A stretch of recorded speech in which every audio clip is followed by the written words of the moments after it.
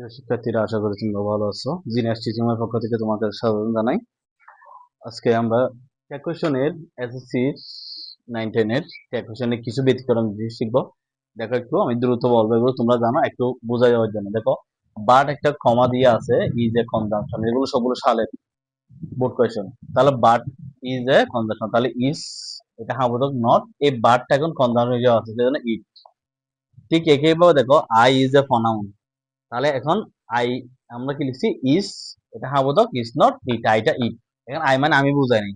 অনেকে তোমরা বলবো কি আই এর সাথে এস ইস কেন হয়েছে, আই এর সাথে ইস হয়েছে কেন, এটা আইটা প্রনাউন বোঝায় নাই, আমার খাও ব্যক্তি বোঝায় নাই, এমনি এটা আইটা কি সেটা বোঝাইছে, সেজন্য প্রনাউন ইস নট ইট। ঠিক তেমনি হি ইজ এ প্রনাউন, তাহলে ইস নট ইট। তাহলে এই বাট আই হি, ঠিক আছে। এরপর দেখো, he let me make a tea, দেখো এখানে লেট এর সাথে এস যুক্ত নাই, তাহলে এটা কি হয়েছে, এখন লেটটা হচ্ছে ফার্স্ট ফর্ম হচ্ছে, লেটটা কি ফার্স্ট ফর্ম, এটা মনে রাখতে হবে, লেটটা ফার্স্ট ফর্ম। এভাবে অনেক শব্দ আছে তোমরা পাবা, সেজন্য এগুলো আমাদের একটু মনে রাখতে হবে। তিনটা একই form, past, present, past, first participle একই ফর্মের, সেজন্য এগুলো আমাদের একটু জানা দরকার। অনেক সময় এগুলো আমরা ভুল করে ফেলি। দেখো এখন, তাহলে লেট আছে, সেজন্য এখানে কি হবে, ডিট হবে। কি হবে আমরা জানি, ডু, ডিড, ডান, ঠিক আছে।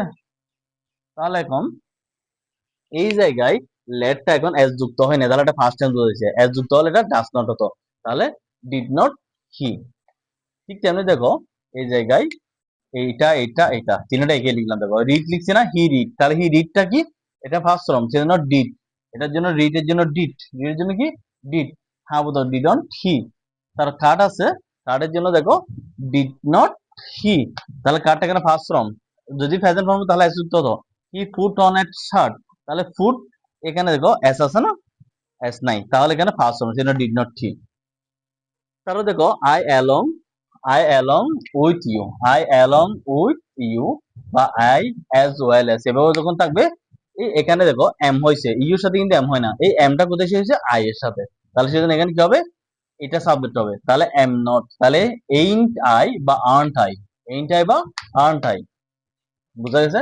তাহলে হোয়াট এফ আই টি, এটা ইজ নট ইট, এটা একটা হচ্ছে exclamatory sentence. What F I T, it is, এখানে একটা ইট ইজ ঊর্ধ্ব আছে, মানে এটা দেয় নাই, তাহলে আমাকে এটা বুঝে নিতে হবে। তাহলে সেজন্য এখানে এই ইজ নট ইট আনলাম, is not it, is not ইটটা দেওয়া হয় না, এটা সালের প্রশ্ন।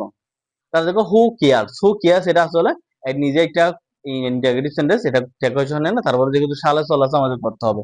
আমরা এখানে ডু দিতে পারি, হু কে বহু বছর ধরে, কেয়ারস এর জন্য ডাস হয়, কিন্তু আমরা ডে যখন দেবো ডু হয়ে যাবে।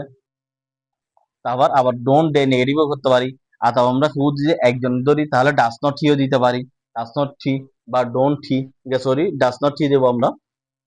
তারপর হু ফরগেটস দিস মেমোরিজ, এটা সেরকম, ডু দে লিখতে পারি, ডোন্ট দে লিখতে পারি।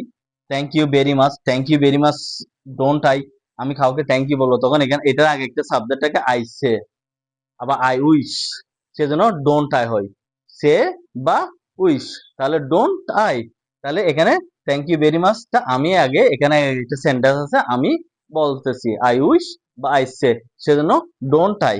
দা ফাদার রোজ ইন হিম, দেখো ফাদার, ফাদার মাদার আগে দা হয় না, তাহলে দা ফাদার যখন আছে, এটা হচ্ছে বাবার ভালোবাসা দিয়ে তাকে বড় করছে। রাইস রোজ, তাহলে ডিড, রাইস রোজ ডিড, এটা খাবো তো, ডিড নট ইট।